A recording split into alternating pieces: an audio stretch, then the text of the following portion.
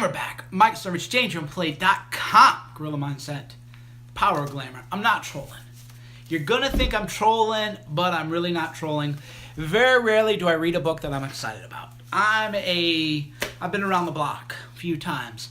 Done a lot of living in my life. A lot of people on the internet pretend to read books. It's this like status signal thing. People are like, what's your favorite book? Well, I really like books and I read books. And they post pictures of the books they have, but they never actually read them. You know, because they never do reviews. There's this cottage industry on social media of where people say, I really love books and I read books and let me take a picture of my book. Like, well, you've never done a book podcast. You've never done a blog review on the books you read. Are you really reading your books? No, it's fraud, dude. Totally fake. These people, it's like a status icon. But I actually do read a lot. The problem is that I rarely read a book that wows me. I'm at the point now where I rarely read a book and think, I really am passionate about this book. I find it interesting. So of all places, I mean, this goes to show wisdom comes in unlikely places. The book is The Power of Glamour by Virginia Postrel. So confession time. Mike Cernovich would probably go, oh, Virginia Postrel, she looks like a basic bitch. And I'd be wrong. I would be embarrassingly wrong. It would be humiliating. But, you know, we all make rash judgments about people, and that would be a rash judgment I would make. That would be wrong. So this book is a phenomenal book because it's actually a subject near and dear to my heart, which is it's about persuasion, influence, how you influence people, and it delves deep into a single concept, glamour. I'd never thought about glamour as a persuasion, right? Glamour is persuasion. Again, that's why I love books that make me think about a subject in a way that I've never thought about, and moreover, a subject that I would maybe not respect. Imagine you tell most people, oh, you know, glamour is persuasion. I don't think most people would take that seriously, especially the people who go to TED Talks and pretend to read books, but they don't actually read books. But I gave it a shot. I found it in the library. And this is actually, it goes to show the power of bookstores, which is that I never would have bought this on Amazon because I thought it was some book about fashion models, right? You look at that and think, oh, I'm not going to read it. But yeah, so I've highlighted this book so many times, but it talks about glamour as a means of nonverbal communication. So it goes into like, what is glamour? What does glamour inspire? What are the elements of glamour? How does glamour persuade? And it comes together. So I'll give you an example. Who did a TED Talk about it 8 years ago? Yeah, this is an old book. You know, I'm new to the party here. I even know who Virginia Postrel was. So I don't know who Virginia Postrel is or was or anything like that. I just know that I couldn't imagine myself singing the praises of a book like this, but it really is that good. I mean, it's so deep. And so you think about it, and you look at this picture, you go, oh, that's beautiful. There's a whole subject on like California dreaming. So in terms of what is glamour, glamour is almost an androgynous. There's an androgyny to glamour, which never occurred to me. Why are most fashion models sort of these long, you know, bodies? They don't really look hot. I don't think they're hot at all. And you realize glamour is about imposing your own fantasies onto the image or onto the person. So if you look at this, for example, this would be an example of glamour. Looks and sounds like California superficial. Well, you're blocked for not understanding and not paying attention. So if you look at this, you say, well, why is that a glamorous image? Well, the convertible. There's not enough detail in there. Who's that person in there? Maybe that person could be me. Maybe that person is, you know, my wife or my mistress. I can imagine myself here in this environment. So a glamorous image, it has all these unconscious effects on you. So immediately you look at this image, you go, oh, wow. The waves are falling, or she's in the mountains actually. You know, the mountains are glamorous. I think that's why people like mountains too, is because there's that sense of mystery, which again is an element of glamour. Glamour is mystery. Glamour is romance. Glamour is fantasy. It's an escape from the norm, an escape from maybe, the daily grind of your own life. So she uses actually California as an example. California dreaming. There's a whole section on California dreaming. The glamour of war. Right? These images are what get young men to join the army. But anybody who has served will tell you that's not real. Glamour is also an illusion. Glamour is also an illusion where they go, young men, the glamour of war. Here you go, young men. I mean, actually, being in the army or the military is about waking up at 4:30 in the morning, going to formation, standing around for half an hour, waiting, going and doing 3 or 4 hours of work, waiting for lunch, standing in line, getting yelled at by NCOs, petty politics. There's nothing glamorous about 99, so you have an 11 Bravo. Yeah, how much of the infantry is about jumping out of airplanes if you're airborne infantry? And even then it hurts. All of my buddies who are Ranger Battalion and airborne infantry guys, they all have injuries. They're limping around everywhere, younger than me.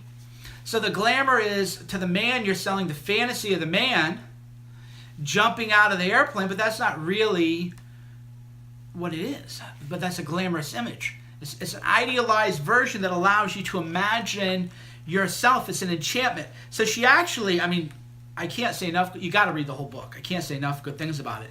I've been going through and actually rereading it. So the book is so good that I heavily annotated it all throughout it. And then halfway through the book, I went back and reread it because the concepts all tie together. So glamour, leaving something to the imagination. The fastest way to look glamorous is to put on sunglasses. That's interesting, right? So why is it that celebrities wear sunglasses? Well, glamour, the fastest way to look glamour is to put on sunglasses. The right shades instantly associate even the most ordinary face with movie star and jazz greats. Most important, they create mystery, the third essential element of glamour. How smart is this person, woman? I hate to say how smart is this chick, because it's like objectifying and diminishing and everything. But who is smart enough to deconstruct sunglasses and why people wear sunglasses and how sunglasses add to glamour and how that's an element of persuasion, and then list about mystique? Who does? I couldn't do that. I'm a smart guy. When I'm reading this book, I'm just filled with a sense of, I don't want to say inadequacy, but I'm thinking, this person, she is definitely a deeper thinker than I am. Virginia Postural, but I would never think so, right? Because I would just say, another one of those people. So if I saw her image, I'd be like, another one of those people, when actually she's a very deep, complex, nuanced sort of thinker. And so there a lot of connections kind of were made. And I'll say for example, media used to be glamorous. Woodward and Bernstein, right? Media was glamorous, but it's not glamorous anymore. And so then I was thinking, so destroy the glamour of someone or something. Critics seek to reveal the ugly secrets hidden off stage. So this is another part of the book. So if you want to destroy the glamour of somebody, you reveal the ugly secrets hidden off stage. Does it make sense why I go after the media the way I do it? Think about that, right? So the media, CNN was glamorous. The New York Times was glamorous. Washington Post, Los Angeles Times. There's so much glamour in media, right? There's glamour in being a journalist. And that is why media was so persuasive. Mass media was persuasive because it was the height of glamour. I could see myself as the young journalist going in and finding the big secrets and taking down a president. So what do we do now? We reveal, and to their not credit, to their discredit, they've destroyed a lot of their own glamour of their brand. if you want me to keep talking, hit the like button. Someone says, I'm a supporter of you, but why do I block all critical comment seams? Because there are a lot of people who like to listen to me. There are a lot of people who enjoy what I have to say, and there are people who pay to listen to me speak. So if you don't want to listen to me speak, or you don't like my message or what I'm having to say, but you don't have the self-discipline to leave, then I'm going to remove you, because you ought to have more self-discipline. If you don't like me, then you should just leave. But a lot of people don't have self-discipline. They're drawn to that which they hate. So I'm doing them a great service and a great favor by removing them. Hit the like button if you want me to keep talking about it. Mike just bought a seminar. Looking forward to it. We'll be talking about this book at my seminar. So if you want to destroy glamour, you show people behind the scenes. And this is where the media has definitely made a mistake. So Brian Stelter, Megyn Kelly's done it. They've all done it. When have you heard me cry about cyberbullying? And I'm probably the most cyberbullied person on the internet, maybe other than Trump. Other than Trump, who's more cyberbullied than I am? But if you complain about that stuff and you cry about that stuff, then you diminish your station in life. You take away the magic, the glamour. So Brian Stelter is going, well, Cernovich is mean to me and Alex Jones is mean to me. Now he's revealing himself to just be another basic bro. You're not. There's no glamour now to CNN. Wolf Blitzer, Jake Tapper, Brian Stelter, Don Lemon, Van Jones. There's no glamour to them because they've just been revealed as ordinary, petty human beings. There's no larger than life element to what they do. Right? There's no larger than life element to the media anymore. Before it used to be, look at these people, this is amazing, they're on TV, oh my God, who are these people? They must be educated, refined. And they kept that barrier up. So, I'll give you an example, okay? Think about it this way. When you would watch the news and you only saw a little bit of maybe Jack Taper or Larry King, you would go, boy, I bet you when the lights go off, these people are living amazing lives and they're having the time of their lives in New York, and they're with beautiful women in cocktail dresses. That's what you imagine, right? The image of a male journalist is that I bet you that when the lights go off, there's hot girls in cocktails. Then you realize they're just schmucks. Brian Stelter's a schmuck. Jake Taper's a schmuck. These people have no mindset control, no self-control. There's no glamour. There's no glamour in what they do. People have seen behind the curtain that they're boring, they're petty, they're mean-spirited, they're nasty people. When the lights go out, they're picking their noses and farting and crying about internet hatred. They're reading their computers, crying, they're angry, they're triggered. There's no glamour, so they've lost that element of persuasion. We're going deeper, guys. If you want me to keep going deeper, hit the like button. If you're bored, we'll stop. I'm doing a live stream. I'm taking a big hit on page views by doing a book review. If I just did political stuff or news, I'd be getting, 5, 10, 15 times the amount of views. So I'm taking a hit on web traffic and page views by doing this. So you got to hit the like button. And if you're not subscribed, then subscribe. Now, so glamour is a form of persuasion. So Scott Adams once said, Milo could be the most persuasive person of his generation. So let's talk about Milo, because Milo runs a glamorous brand. And then we're going to praise Milo and critique Milo. And I'll tell you what I think Milo's doing right, and I'll tell you where I think Milo is maybe could improve. So Milo, compare the way he manages his thing to the way he manages mine. I don't have a glamorous brand. My brand is I'm kind of the everyman, the all-Americana. I made it in life. You can make it too.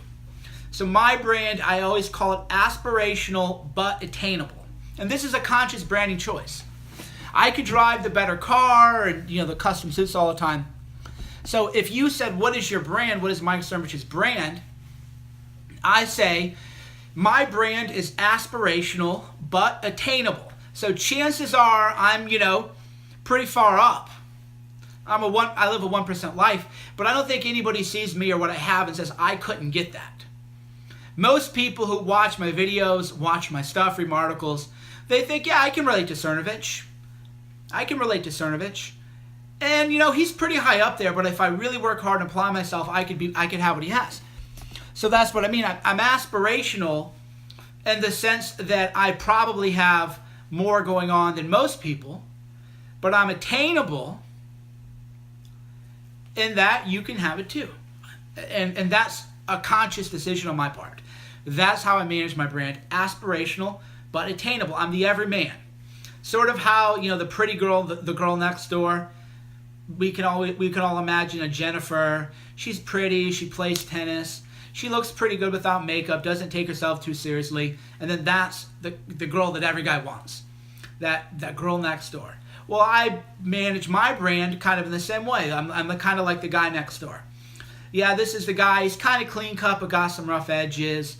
A little bit of mystery, but I feel like I know him and kind of understand where he's going. So aspirational but attainable is how I manage my brand. So Milo's brand is essentially unattainable. So Milo's brand is glamour. People don't look at Milo and think, if I really worked hard, I could be Milo. That's the difference between glamour and the way that I do things. Is people look and they go, that's just somebody I'm going to adore. And then you prop up the glamorous image, and then you kind of adore that person, and that's great. The issue is that's why the pedophile stuff, even though trumped up, hurt him.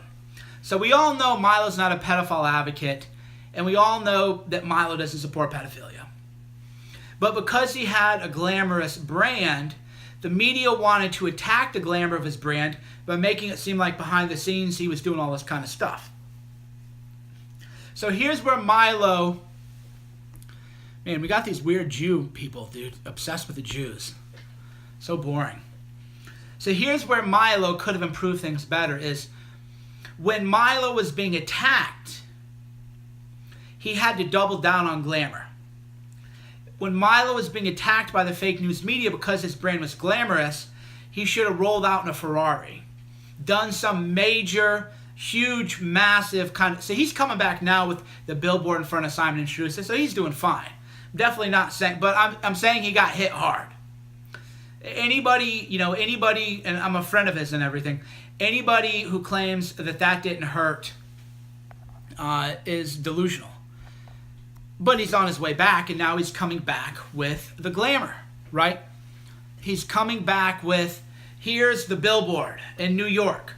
What city is more glamorous than New York? Maybe Paris. So right now, the most glamorous brands in the world are Paris and New York. And Paris is changing now because of the terrorism and the migrant crisis and everything else, okay? So right now, New York is the most glamorous city in the world. And Fifth Avenue is the most glamorous street. You go to New York and you just imagine possibilities. You walk around, how do these people make money? What kind of lives are they living? So he's coming back with that big glamorous image on Fifth Avenue in New York. That's amazing. That is a 10 out of 10 glamour move. My only criticism or critique is I would have liked to have seen that 6 weeks ago. If Milo had put that billboard up right when the media was attacking him, then he would have taken all the attacks on him and he would have ridden that wave. He'd have ridden that wave even higher. Because once you have a glamorous brand and then people attack the glamour of your brand and try to make you look petty or nasty or gross, you have to double down on the glamour right away, though. So again, Milo's doing everything great now. I would have liked to have seen him do that 8 weeks ago or 6 weeks ago, whatever. That's kind of the point. That's glamour. And then, of course, we'll talk one more section, charisma versus glamour. Hit the like button if you want me to talk about the difference between charisma versus glamour. And we'll talk about it. because I run my brand, I've always run it as a charismatic. So I'll tell you about that. If you want me to, press the like button. Be sure to subscribe. So think of some charismatic people. Who, off the top of your head, would you consider to be highly charismatic? And it can be liberal or Democrat. Liberal or Democrat, who is charismatic, okay? And then, so I would say Arnold in his prime is the most charismatic man in certainly my lifetime. Young Arnold Schwarzenegger in his prime was the most charismatic person of my lifetime. Arnold now is a dork. That's the whole thing, is if Arnold goes on Tim Ferriss' podcast or the Joe Rogan podcast, nobody says, "Hey Arnold, what'd you do last week? Hey Arnold, what'd you do a year ago?" Old Arnold is a joke. Nobody respects old Arnold. Young Arnold in his prime, Arnold Schwarzenegger in his prime, the most charismatic person probably of the century. Clarence Darrow, Jerry Spence. So let's talk about somebody like Jerry Spence. Jerry Spence is, again, a top 5 charismatic person. Let me see if I can find an image of Jerry Spence. We'll see if we can find an image of Jerry Spence. Because charisma is ultimately about leadership. And that's why I run things a little bit differently than most. So we'll show you Jerry Spence. He's not a particularly good looking guy. Here, we'll show you some images. So here's Jerry Spence. Now, in a way, he has a glamorous image with the coat. He's famous for the iconic buckskin jacket that he's wearing there, and that became part of his image. And there's a certain glamour to that, the frontier, the cowboy life. Jerry Spence is a cowboy, the country lawyer. So in a way, he has the glamorous image, because glamour too glamour works because it allows you to impose your own reality onto the glamorous image. So Jerry Spence wears a buckskin jacket, and you're thinking, oh, the cowboy, the frontier.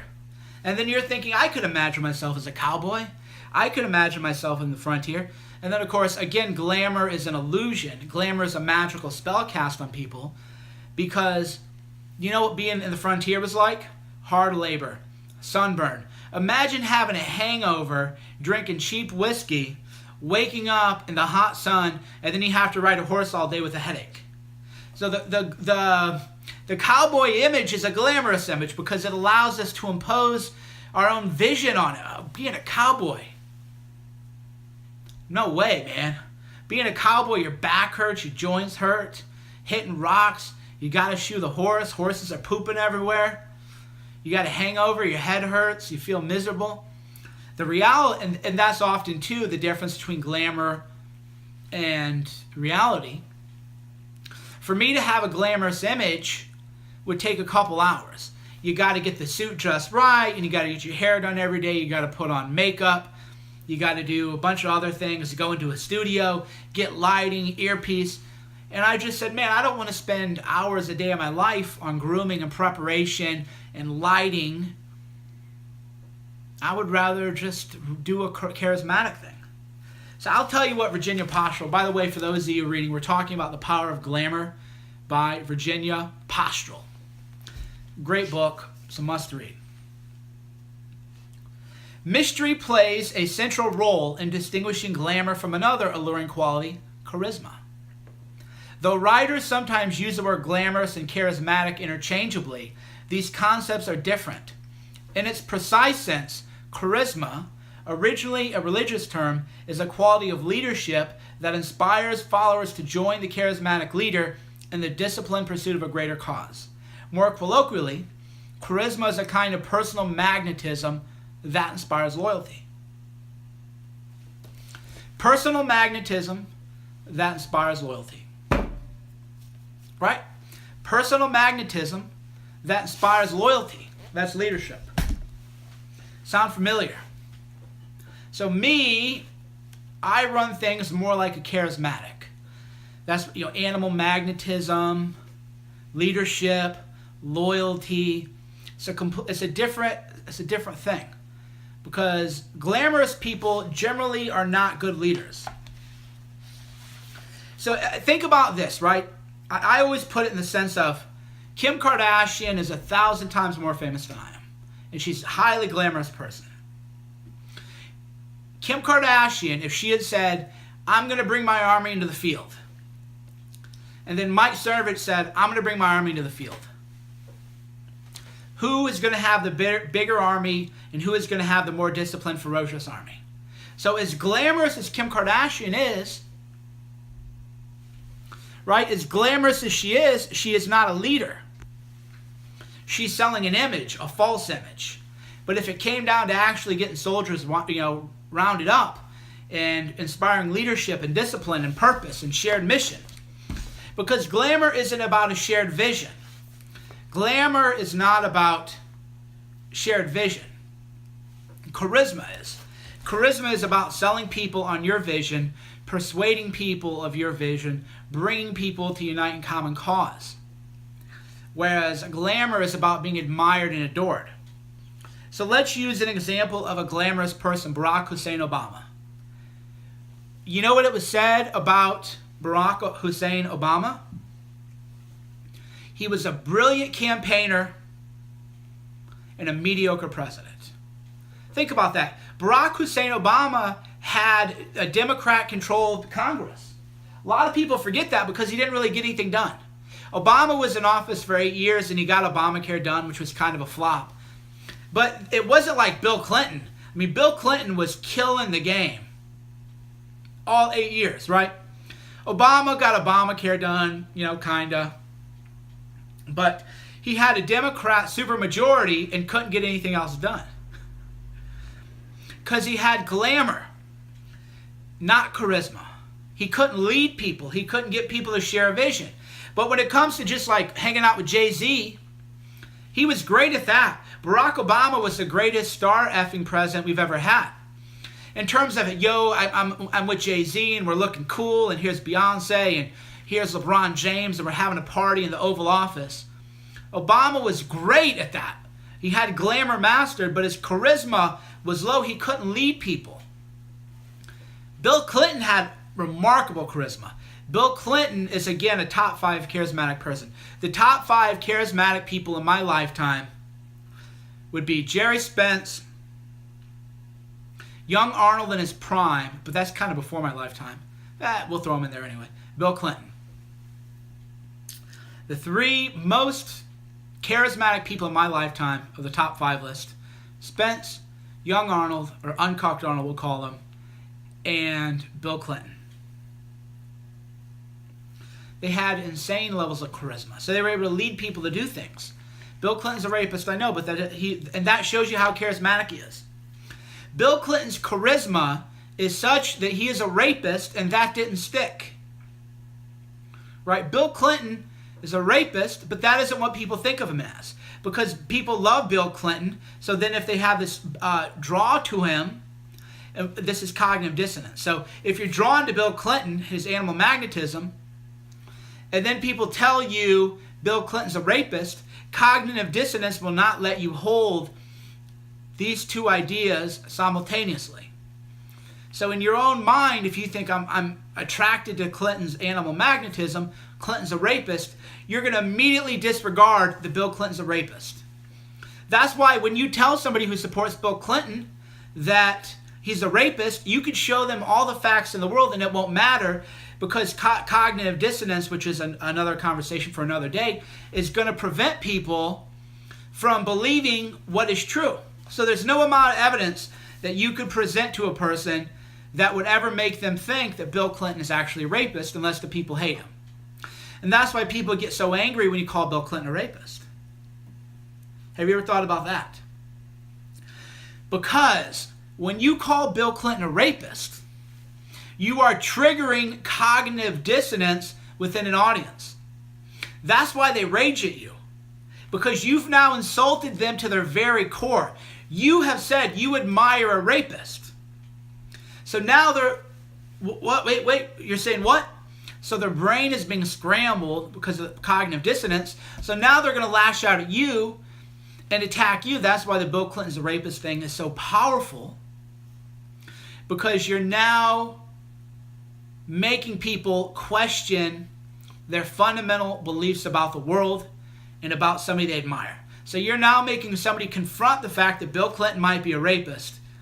That is not, but I like Bill Clinton. This guy's telling me that who I like is bad, therefore he's insulting me, therefore he's attacking me, therefore I'm going to lash back at him. Otherwise, why care?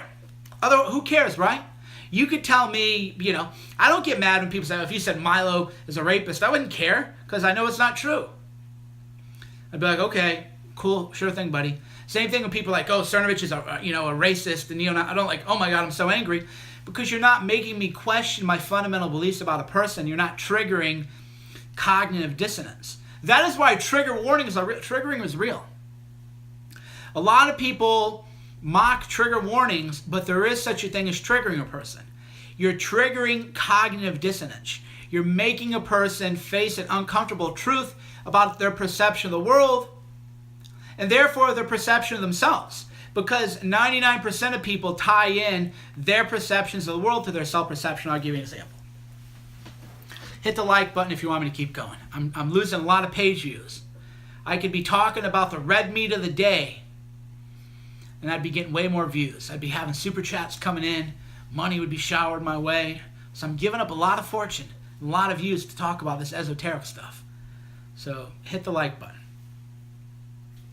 So your perception of the world is tied to self-perception. I'll tell you why. Let's say I like this book, and I go, this is a really, really good book. And then you say, man, I read that book. That book was so dumb. Well, I'm going to get mad. How dare you? Why? Well, because if I perceive this book to be good, but then you perceive the book to be bad, then I'm going to say, but wait a minute, the ego, says it's good, therefore they're saying my taste is bad, and then you get triggered. Now, actually, I wouldn't care, but I'm using that as an example. Same thing with music.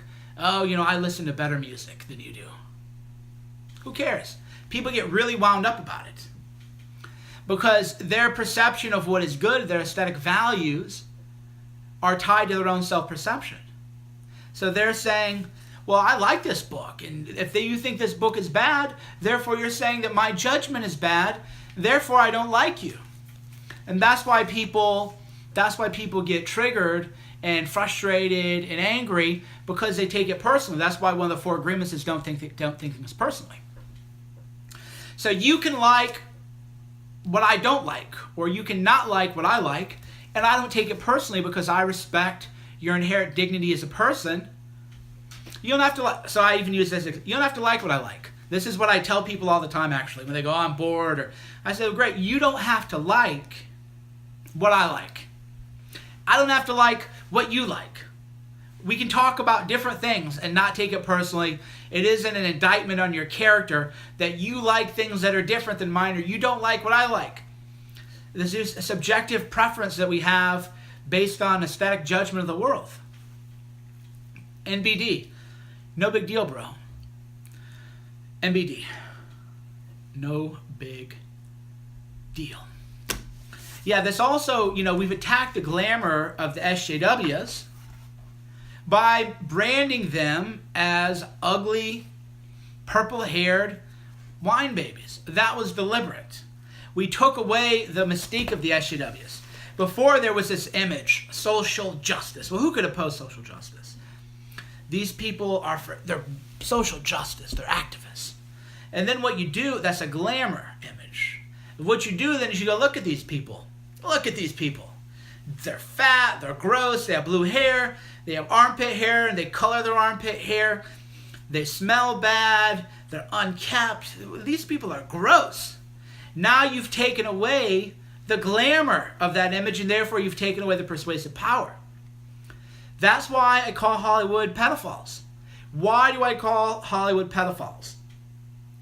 Because Hollywood is persuasive because it is glamorous. You quote me on that. Hollywood is persuasive because it is glamorous. How do you attack Hollywood then? You got to attack the glamour. You take away the glamour. You say, look at these people. Look at what they're doing. Look at what they're covering up. They won't stand up to Roman Polanski, rapist. These people support Roman Polanski. They support pedophiles. They support child rapists. Well, that's not so glamorous anymore, is it? Then you start imagining children being, harmed by Hollywood. Now you're taking away the glamour of Hollywood. See? It's calculated. That'll do more to take down Hollywood than anything else. Same thing why we take down the media. Media, they're so mean to us conservatives. Media is so mean to us. Is crying about media double standards glamorous? Is it charismatic? Media, they're so mean to you. You look like weak. You look like the losing team. That is why conservatives have fared poorly the past 50 years. You sound like the losing team. I don't like what these other people are doing to me. Me, I go on the attack. That's how I take away their glamour. By going on the attack, showing they're vulnerable, showing they're cowards, showing that they're insecure, showing that they're petty, showing that they do not practice what they preach. I go on the attack. I've done more to discredit the mainstream media in a year and a half than all of conservative media combined in 5 decades. Prove me wrong. I have done more in the past 18 months to discredit mainstream media than all of conservative media combined in the past 50 years. Prove me wrong. You can't do it because I've taken away the allure, the glamour, the glitz, of media. I've exposed them as just petty and mean-spirited people. I didn't go the double standard. They're not being fair to me. Media's not being fair to me. This is where Trump is making a mistake.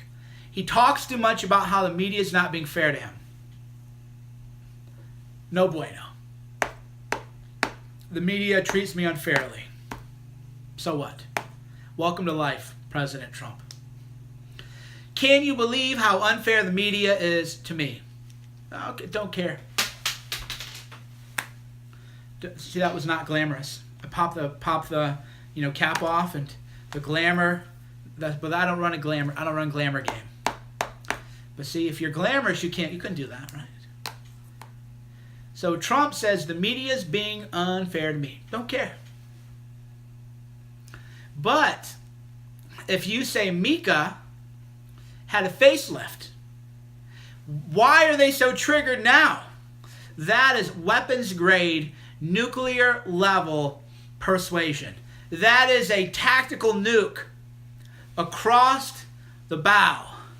From your battleship of Twitter, from your submarine, that is a tactical nuke. Why does it work? Because the media is based on glamour. They don't tell the truth. The media has never told the truth. But the bleeding face now, Mika is glamour. I'm a glamorous woman. My husband, Joe Scarborough, is a congressman. We're serious news people. We're serious news people. That's glamour, mystery. So you go, bloody face. You've now taken away the glamour.